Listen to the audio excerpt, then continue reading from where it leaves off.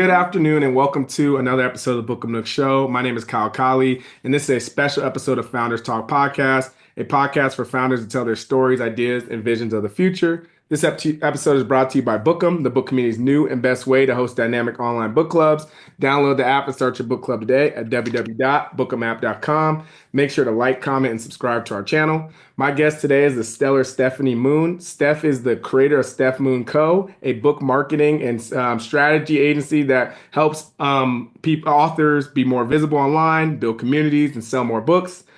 She has led book campaigns that have helped authors land on the New York Times bestsellers list, secure partnerships with brands like the San Francisco Public Library, and also secure coverage in Oprah's coveted holiday favorites things list. She is a marketer, a consultant, a community builder, and on the weekends you can find her gardening in her backyard, getting covered in sand at the beach, or curled up on the sofa reading a book. Steph, welcome to the Founders Talk podcast. Hi, thank you for having me. Yeah, of course. I would kind of want to start. Can you talk a little bit about some of the books that kind of inspired you growing up, and maybe just even some moments in your life that really shaped who you are today? Yeah, so I was always a kid who loved to read. I would read in the car. I didn't get car sick. I would read at breakfast. I would read everywhere. And so I just like burned through books so quickly. And I think it was always just such a nice way for me to see what else was out in the world, right? Like what other people's lives were like, what their stories were like. And I've just read all the time, like very vigorously throughout my life. And it just shaped me because I just loved them so much. It was just such a special way to kind of like spend my time. And then I love that also my young son also loves to read. It's a great hobby to have together. So we do silent reading at night. Awesome. Is there any books that stuck out, or what do you remember, or what are you all reading even today? Well, I also read a ton of books at one time. So I'm reading right now Good Dirt. I'm reading, I like to read the front, what's it called? The front matter and the head notes of recipe books, it's like cookbooks, because those have the best stories, right? That's where you really get to know someone. So I have like a bunch on my nightstand. I just read a lot. Like I just read the last Abby Jimenez book, and like the genres vary depending on what I feel like. Awesome. And when you work with even with cookbook authors, kind of how do you think about that? Like, how do you think about different markets to get into there? Or how do you think about marketing, say, a cookbook or anything like that? So I think a cookbook is so unique in the way that there's such a big food community, right? Online and everywhere. Food has interest in food over probably like the last 20 years has really grown, right? And the internet has made it such like an easy hobby to have. And so cookbook authors have a lot of different spaces and places to promote their book. So it's really seeing like how their where their community is and then how they can tap into those places specifically. Gotcha. So, how did you kind of first get into book marketing, and what was it like, kind of first posting on the internet and getting your content out there and meeting new authors? Like, how did that kind of start for you? Yeah, so in my past life I used to work at traditional publishers in their marketing and publicity department.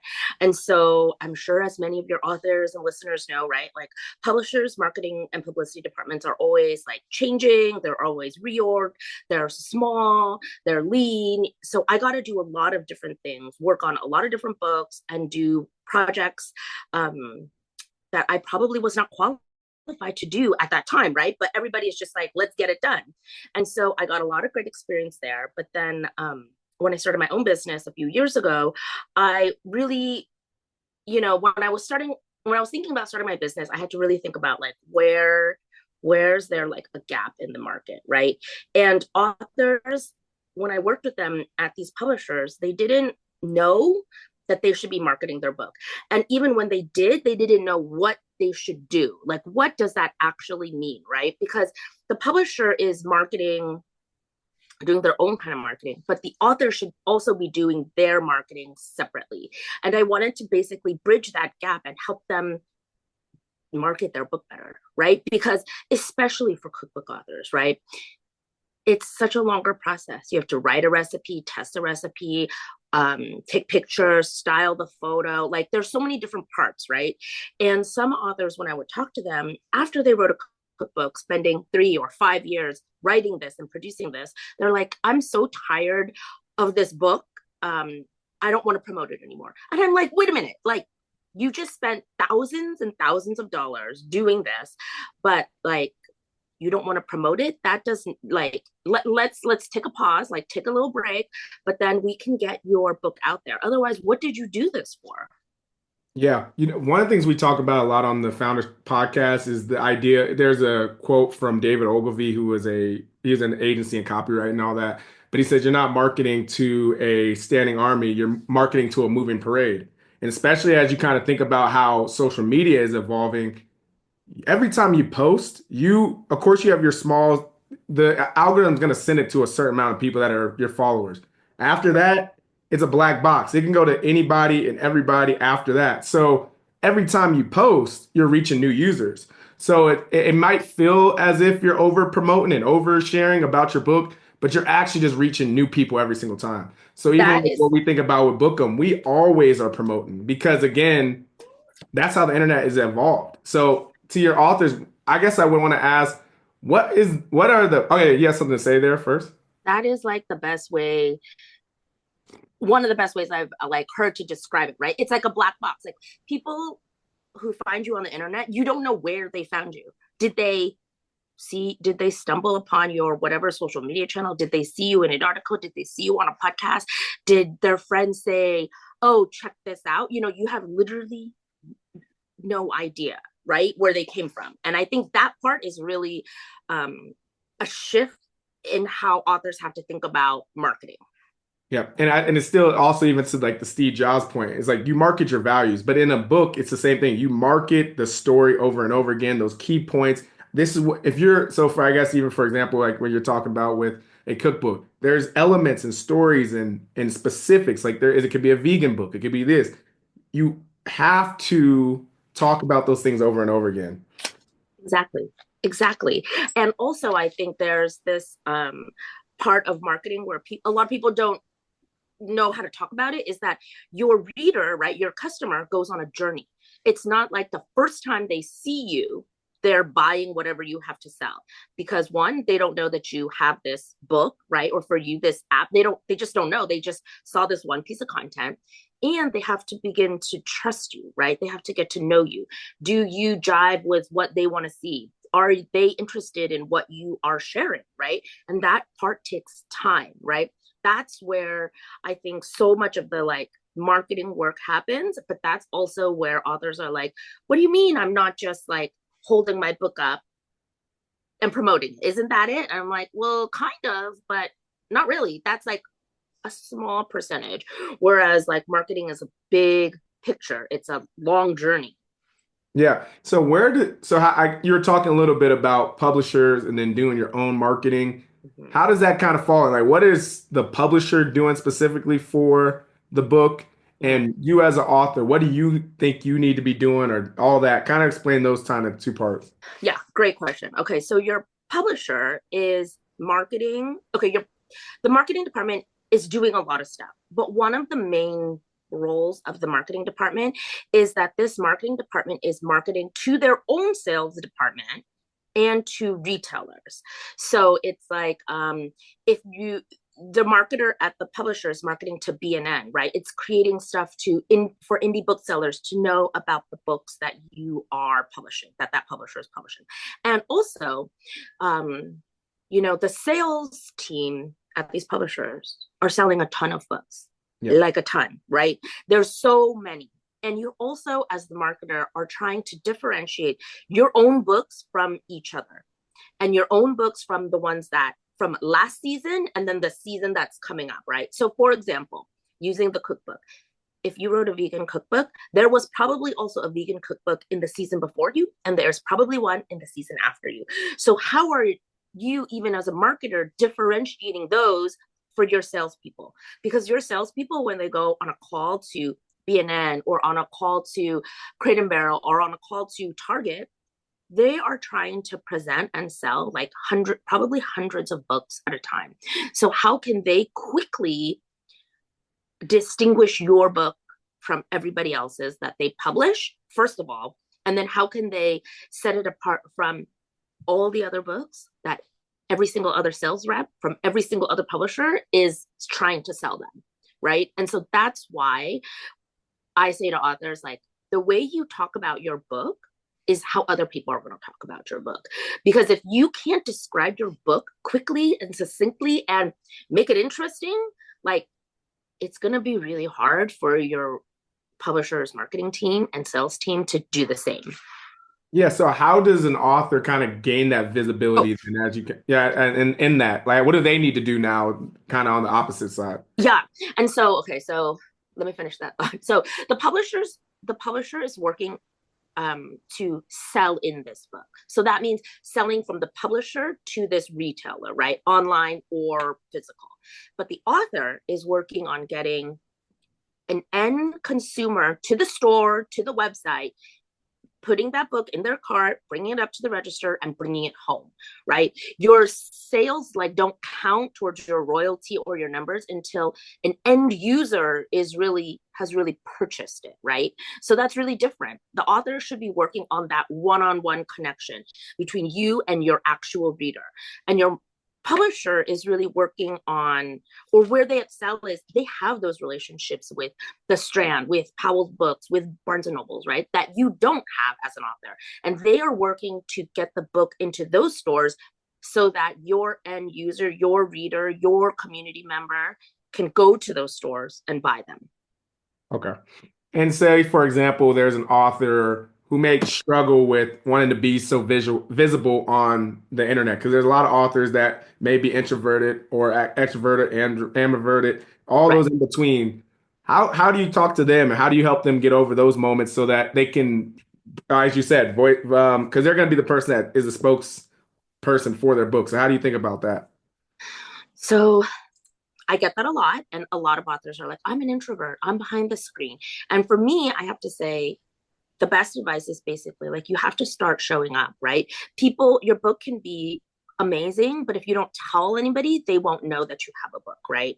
And I think one of the easiest things to do and the thing that's like resonated the most is basically I tell authors to like act the way you want somebody in your community to act, right? So if you wish that somebody left reviews of your book, go out and leave reviews of somebody else's book. If you want people to share about some event or like workshop you're running, share about somebody else's. It's easy to be that intro of like being somebody else's cheerleader is really an easy way to kind of get used to being visible, right? Then once you get used to that, then you'll realize like, oh, I can promote my own stuff. But it is, I will also say, a lot of mindset work to be like, my story matters and people need to read my story, right? And also that authors struggle with like, they need to remember that they're the exact right person to have written their book. Because if they weren't, then why did they spend so much time, right? If they didn't believe that, why did they go through this whole process? So it does take a little bit of digging and work to get there. But once you do, it's so amazing. Okay.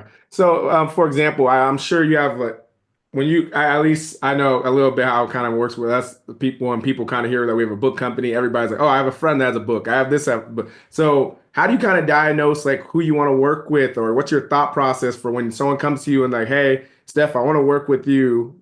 Yeah. What's your process? Like, how do you kind of determine whether it's a good fit for you, and then how do you kind of start walking that line to help them with their book? Yeah. So a lot of times I get on a call with them because I think it's easier to like talk face to face. And then it's really, I found for a long time that a lot of people who are authors that were just starting wanted help. But as you know, right, like marketing is long. It's like a long process. It's like there's a lot of things to do, right? And so for these people who also maybe didn't have the time or the resources, I created some digital products. But then for the people who are like really ready, I do like a 6-week marketing sprint. I do one-on-one consulting, and that's so they can get the personalized help basically. And then I feel like the people that I do the best with that are people who have tried to market their book before. Because I have also run into a lot of authors who are maybe debut or just starting, and they are like, I can just do this myself. Mm. I can just go on YouTube. I can, Google stuff. I can read articles. And I think that that's fine if you want. But also, I think there's like two things. One, it takes a lot of time and effort. And two, um, you don't know where that information is coming from, right? Like you don't know who made it or like who they're trying to talk to. And so sometimes it can get confusing for authors in that way. Yeah, so when does marketing kind of come into the book? So say I'm writing the book, when should I really start marketing the book to kind of put myself in the best position for that long sprint or marathon as we've Yeah. been talking about? Now, because part of marketing, right? So marketing is also knowing who your audience is, knowing where they hang out, getting them to know, like, and trust you, right? And that takes a long time. That can take years. I mean, I hate to say it, but it can take a while, right? Because they have to really feel like they know you, really feel like they know what you're writing about.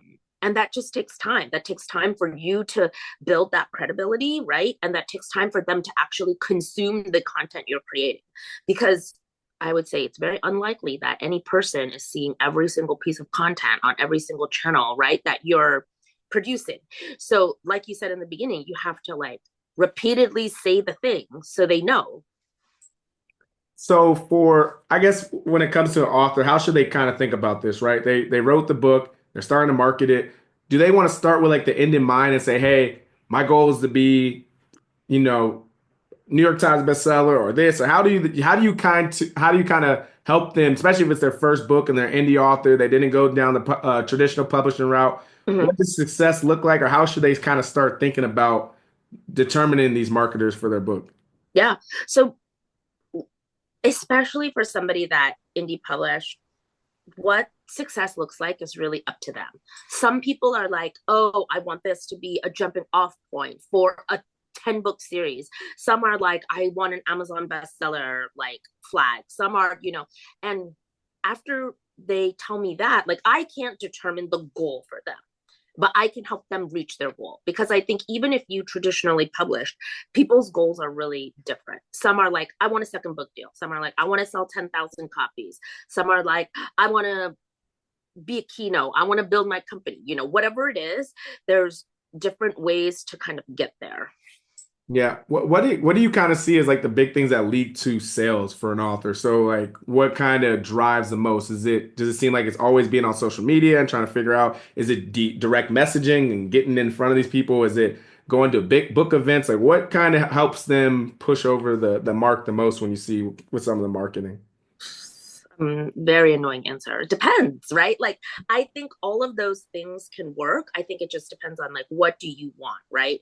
But I think instead of thinking about a specific task, I think if you think about visibility first, Mm. and then you can go from there, right? So it's basically each goal will have something different. So if you're an indie author and you wrote maybe romance or fantasy, right? What really gets you selling a lot of books is probably book talk, is probably getting people who love those genres interested in talking. Because I would say generally people who love romance and fantasy read a lot, right? And they want to know the next best thing. So how can you get in front of these people? And sometimes it takes a while to build that momentum, right? It doesn't just happen overnight.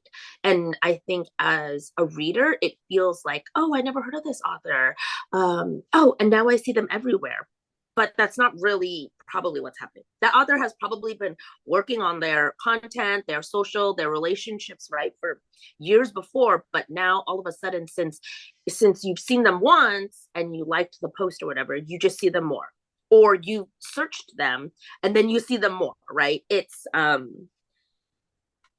just a process for the author as well. Now, that's a good point. It reminds me of that quote. It's like it took me 10 years to be an overnight success, right? It kind of, Exactly. a lot of times it takes a long time. Yeah. Because as the end user, as the reader, you're just seeing like a small part, right? You're saying like, oh, I just saw this book, it just came out, oh, it's on the New York Times bestseller list. Like, That did not happen overnight. And that did not happen without a ton of planning, a ton of strategy, and so much like behind the scenes work.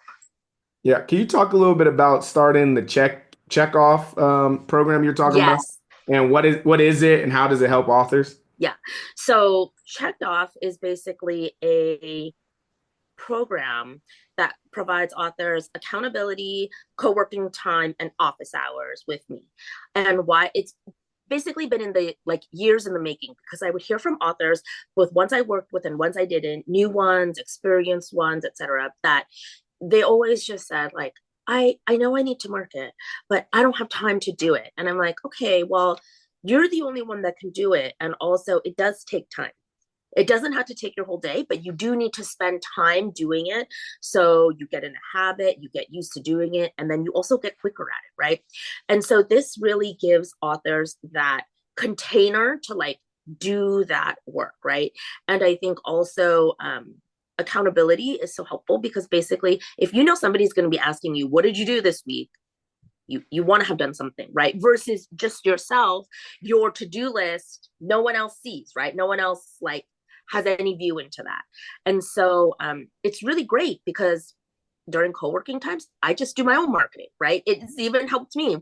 And office hours is really great because then they can bring their question and I will answer specifically, right? Because a lot of times the answers really depend on the situation, right? Like even here, what's the goal? What's your time frame? Do you have a budget? What do you feel comfortable doing, right? There's all these little factors that play into creating the right plan, creating a strategy that will actually work. Yeah, can you don't have to go into full detail, but can you share like a campaign you worked on that worked surprisingly well? It might not even have like an influencer budget. I mean, not a big budget, or maybe not ran into all the influencers, but it resonated well with the right audience and it built a strong community around that book. Yeah. So there's definitely like a few that come to mind. So there's one that I worked on with a therapist in the UK, and she has a really big following there. But in the US book that I was working on, the version, not that many people knew her. And what she really did, what her whole like ethos is about is like sharing basic concepts about like self-care, mental health, therapy, etc. with people because people just don't know, right? And everybody goes through times of stress. And so basically what she did was she shared her most common questions slash um, theories again and again because that's what people wanted, right? People wanted to see like, oh, I just feel a little bit overwhelmed. What do I do? And she would share the answer. And it really picked up because media here realized that people didn't know that and really wanted to interview her, right? Really wanted to get them on their platform, whatever it was. And that really tipped the boat because she then became much more popular here. And then she was carried in Target.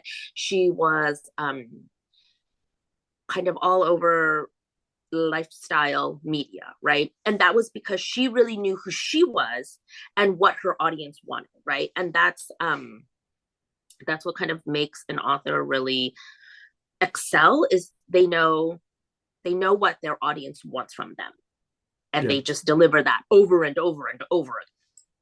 Have you done any like unique campaigns in the sense where I'll give you an example. There was this author, her name is Alex Astor, that she worked with HarperCollins, and they did a coffee shop pop up on the day of the release, and people were drinking, and it had a book on the side. Yeah. Do you ever think about things like that aren't necessarily social media specific, but they can maybe translate to a social media cool post where it's more like guerrilla marketing, or how should authors think about getting their books into different spots like that?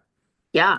So I think that's such a fun promotion, but I also think that that's probably one in a once in a while, right? Because the publisher was supporting it with like a ton of money, right? So I think if your publisher has a ton of money to spend, I think there's so many different things you can do. But then I would say like if you don't have a ton of money to spend or your publisher doesn't, I think there's like a few ways to think about this. One, are there any ways that you can get like different partners or collaborators on board to help you kind of build out this vision, right? And then two, is there something, if you have a really engaged audience, you can do something that you know specifically that they will want, and they will like love it. So let me think of an example. There was once a book that I worked on that was all filled with pictures of San Francisco, and this author was this was this was like a while ago, but this really works. She was a photographer and lifestyle influencer, and she basically had an event. It was like pretty low budget, asked people in the Bay Area to come to this like one location, and she would take them on a photo walk. So she would say, like, view this neighborhood through my eyes, and I will give you tips on how to take better photos, how to be more aesthetic, how to do whatever. And it was such an amazing event because she had some of her friends come, but we also invited different influencers of different kind of sizes, and they came and they all got tips from her. She was an amazing photographer. And then they posted it everywhere, right? Like that's what you want, because they were these users, and there was also like regular people, right? Like not influencers. And Yep. they would just post this and be like, oh, I did this really cool event. I saw Hayes Valley, and Victoria helped me, you know, take these different photos. She helped me see like this tree plus colorful background in a different way so my photos look better. Right. And that was something that she knew her audience really wanted. And then on the budget side, it was pretty like low cost because we got like food for the beginning. I think we paid for one venue space, walked, and then that was it, right? It wasn't like a ton, it wasn't over the top, right? And that was still super effective. Yes, and to that, how do author? I mean, how do you? I guess how should authors think about like reach out, right? In this space of like they want to maybe go onto a podcast, or they want to get featured on an article, or they want an influencer to read their book. How do they? What are your kind of your best practices there for them to have a chance at landing on on some of these platforms? Build a relationship. That's like almost my answer for everything. It's that, you know, people, okay, I think media, podcasters, online editors, etc., even people who create content, right? They're always creating content takes so long, so they're always looking for easier ways to create content. And so my advice is make it easy for them, right? You want to make it as easy and as obvious, make it an easy yes for them, because you want to get in front of their audience, you want to borrow their audience, and they want to do less work because they have tons of other content to create, right? And so if you make it easy for them, they are more likely to say yes. And then like how do you do that is basically know what you can offer them and their audience, so they want to promote your stuff, right? So they want to promote you and what you have to say. Um, and so this is like this process, and then doing it, drilling down and actually doing it is like what I would do with like clients, right? Because it does feel, I think, super overwhelming. People are like, how do I even find a podcast to pitch? What am I supposed to talk about? How do I even, like, what's the process for this, right? And again, it's kind of long, right? It's like, I remember when I was a publicist and pitching people, pitching authors, some authors that had huge platforms, I would literally be like, dude, is my computer even like plugged into the internet? Like I've sent hundreds of emails, right, in a day, no response, not even a no thanks, nothing, right? It's just sent, and then, and that happens now, that happens to like good publicists, that happens to authors. But I think it's also um knowing that happens and being okay with it, but then also getting better at figuring out places you can be, and then why those people want to hear from you.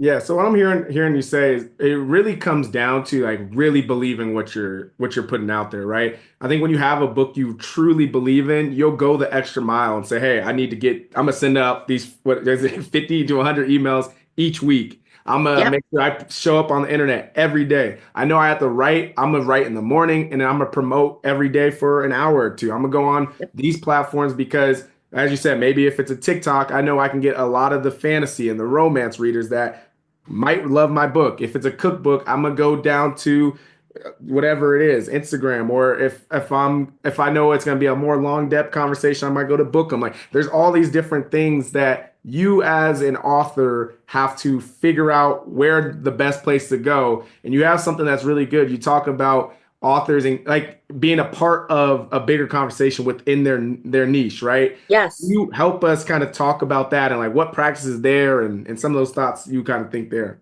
Yeah. So I think it's, you know, there's millions of books that come out every year. So how are you as an author going to set yourself and your book apart? And it's being part of this like bigger conversation, right? So the way you would do that is share your opinion, which can be so vulnerable, right? And that's can be like a big hurdle for authors. An easier way is if somebody is talking about a topic, a subject, whatever, leave a comment, right?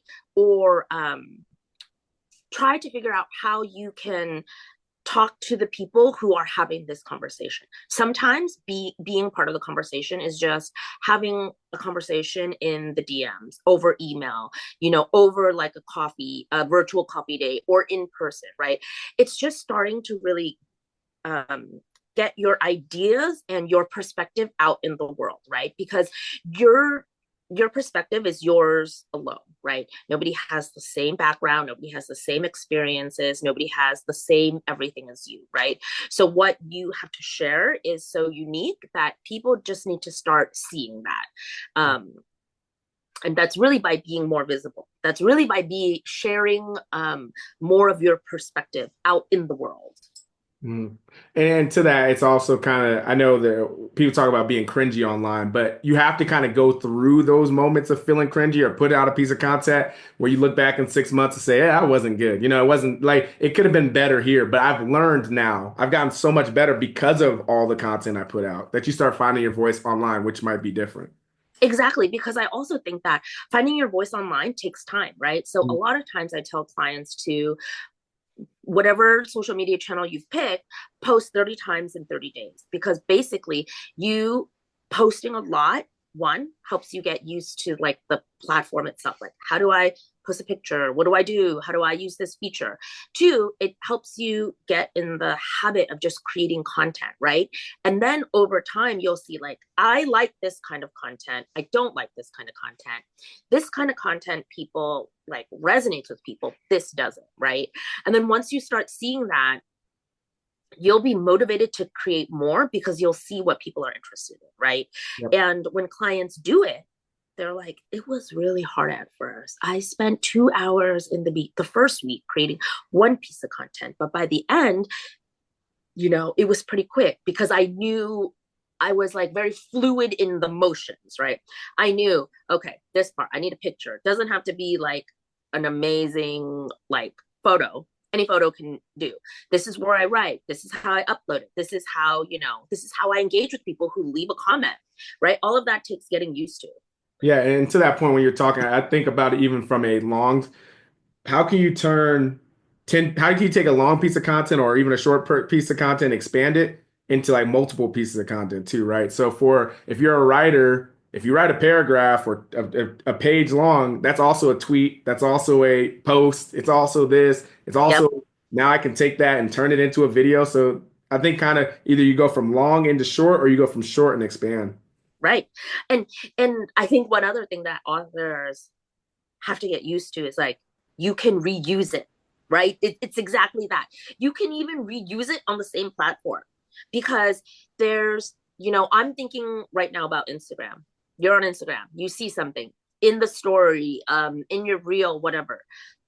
Nobody is going 3 or 4 or 6 months back down to relook at what you've created. So use it again. Maybe change it up a little. Maybe don't, right? Like it just I think there's a lot of ways to be smart about content creation. Yep. Let's talk a little bit about community. We talk about that a lot on this platform. Like, how do you approach building community, engaging with audiences, and how should authors kind of think about building a true community around their books? Yeah. So me personally, I feel very old school and like I love meeting with people and then also saying like, hey, do you want to do like a virtual coffee chat? And when I started my business, it was like in the depths of COVID. And so everybody was like, sure, they were just like starved for any communication, right? Any interaction. And I found that people really love that. And I feel like doing that, even on a 15 or 20-minute call, you get the vibe of the person, right? You understand like what they're doing more.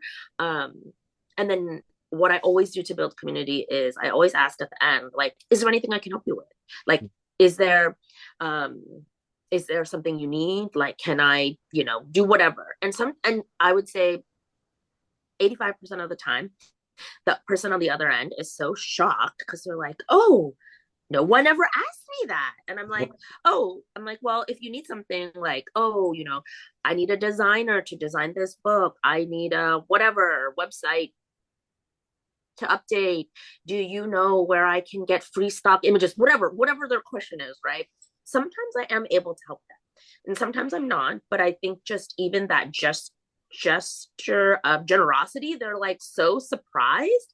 But I like to do it because also for me personally, it's about being part of this community, right? Because nobody can grow and succeed by themselves, right? That's like so cheesy, but it's like very true. And for authors, I think it's really getting to know your readers. Who did you write this book for, right? And like right now, for instance, I'm working with an author, and she was like, I don't know who I wrote my book for. And I'm like, okay, well, this is where we got to do the work. This is where you got to dig deep and figure out like when you were writing this book and spending like late nights, who did you think was going to read this? And what did you think they were going to get out of it? Right. And deeply understanding that is what helps you sell your book. It's what helps you like write amazing content. It's what helps you really like resonate, because if you really know your ideal audience, then when you're like talking and creating stuff, writing a blog post, talking on a podcast, they'll know exactly. They'll be like, sounds like she was talking right to me, right? And that's the kind of like detail you want, because if your book is for everybody, it's for nobody. Nobody's gonna know what it is. Nobody's gonna think it's for them. Yep, I agree. And then for that too, like how do you kind of define community and how do you kind of think about it yourself in that sense? Yeah, so I think community, I mean, what publishers are probably looking at are like numbers, right? How many followers do you have on various channels?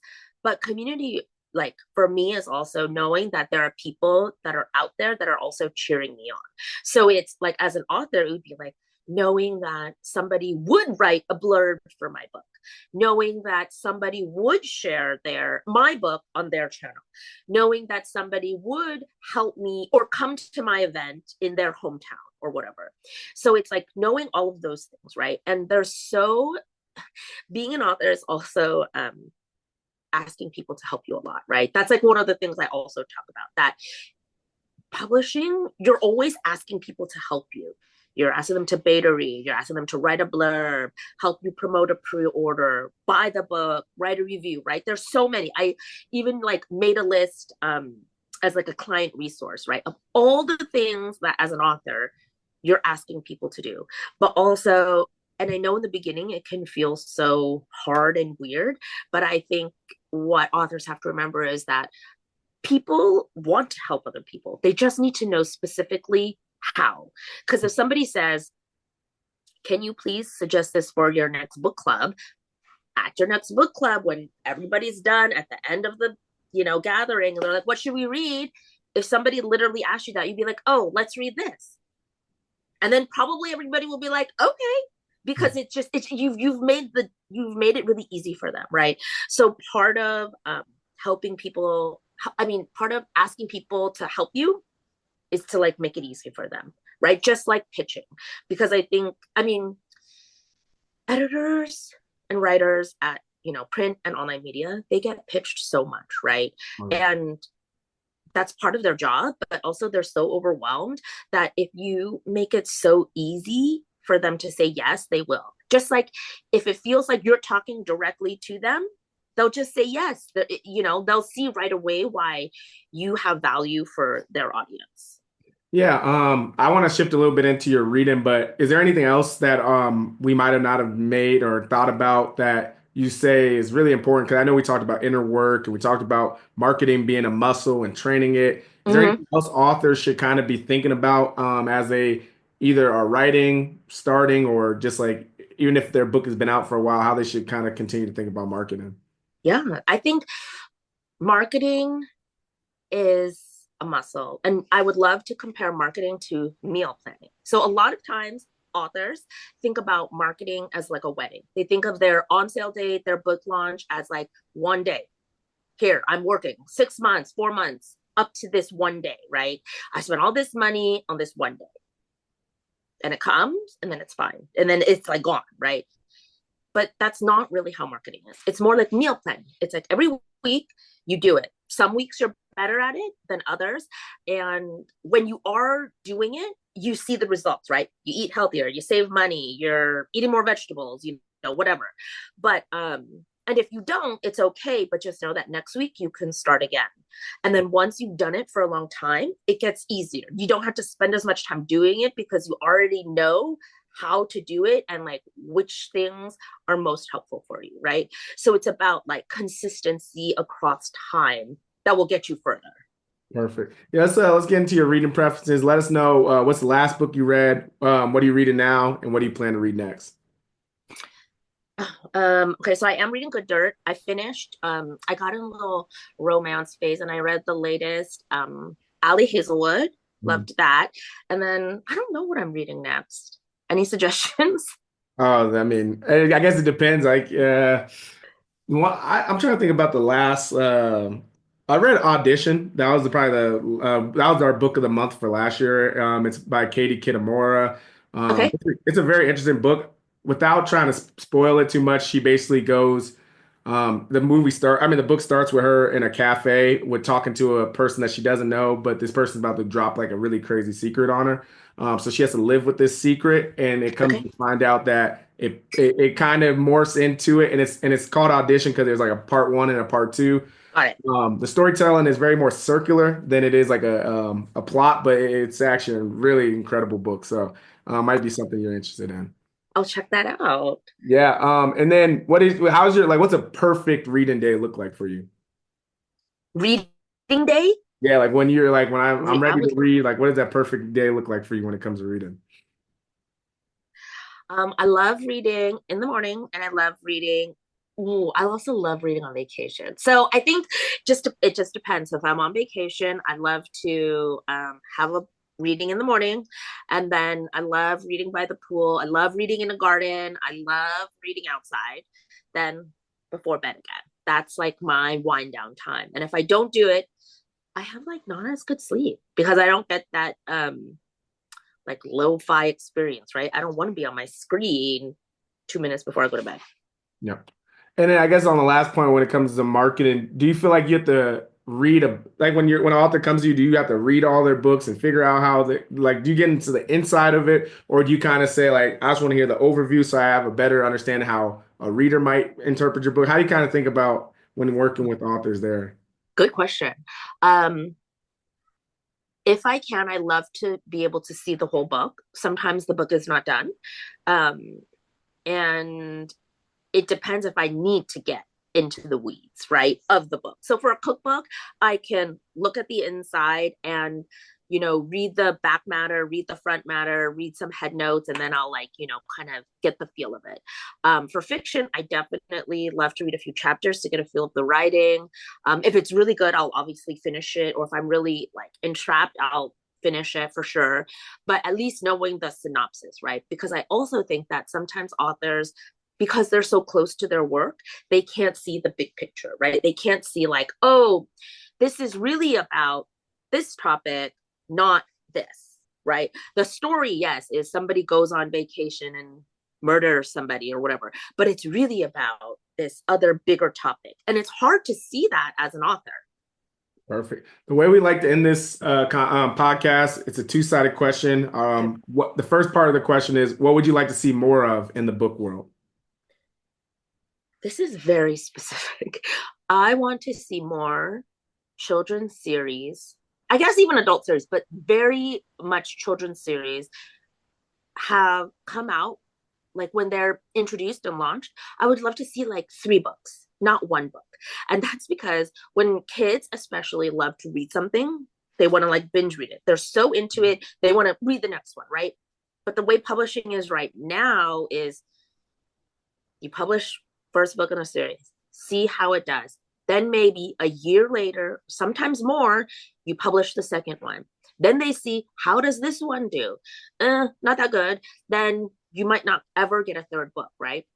But to me, that's like backwards because it's like, well, you only gave somebody one story to read. There's no way they can binge it, right? There's nothing to binge. It's just one. I would love to see three and then evaluate from there because kids, like when they like something, they want to read so much.